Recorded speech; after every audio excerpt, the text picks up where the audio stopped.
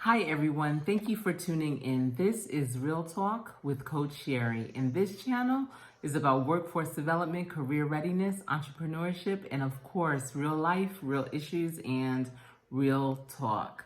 This video is going to be on my Faithful Word playlist, and I'm getting it, of course, from the daily devotional, The Word for You Today.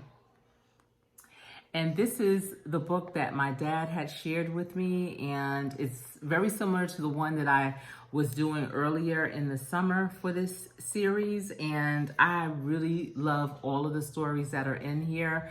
They all have so much meaning, and it just ties it all together with the Bible. And so, you become enriched, and it has that spiritual piece that we all need on our daily basis.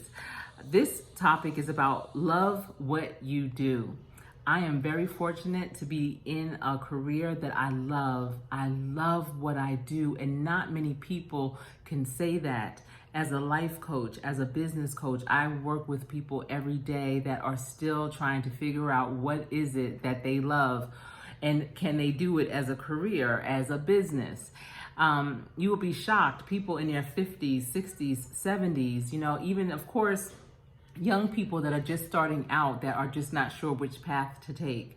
And so my job as their coach is to help them get on that path that they will find the most joy, the most passion, and make the biggest impact. Because what you do is your legacy. That is the mark that you're leaving in this world. And if you can leave a mark and know that you put your all into it, that you gave it 100%, that is something that we all strive for, and it's possible. Sometimes you might be in a rut and you just are on that grind and you just feel like you don't have time to figure it out. I highly recommend that you take the time to figure it out. Sometimes it may require you working with someone that can help you figure it out. It's just important to really understand what your purpose is, because we all have a purpose. So this is about love what you do, and I want to read this passage to you, and I hope that you are able to gather a nugget or two from it. If you are already subscribed to my channel, thank you so much for rocking with me. If you are new, I invite you now to hit the subscribe button and the bell for notification. If you feel that someone else needs to hear this, share this video with them, and hopefully they can glean something from it too. Thank you again for tuning in. All right, love what you do. You will know that your job is your calling when you do what you love. And love what you do. Philanthropist and industrialist Andrew Carnegie said, the average person puts only 25% of their energy and ability into their work. 25% is a small fraction. If you're only putting 25% in what you do, you are not truly doing what you love. The world takes off its hat to those who put in more than 50% and stands on its head for those few and the far between souls who devote 100%. Thomas Edison loved work. In his latter years, he established Menlo Park, the world's first factory for making nothing but inventions. It was a forerunner to the private research laboratories now maintained by so many large companies. At Menlo Park, Edison promised to turn out a minor invention every 10 days and a big thing every 6 months or so. At one point, he was working on 47 things at once. Other inventors may have been richer, but no inventor has ever been more enthusiastic or successful.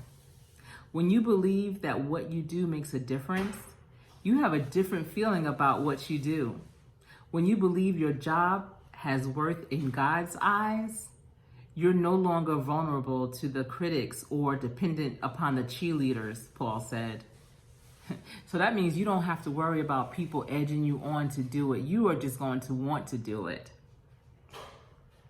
I consider my life worth nothing to me. My only aim is to finish the race and complete the task the Lord Jesus has given me.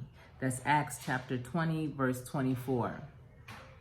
One of the last prayers Jesus prayed was, I have brought you glory on earth by finishing the work you gave me to do.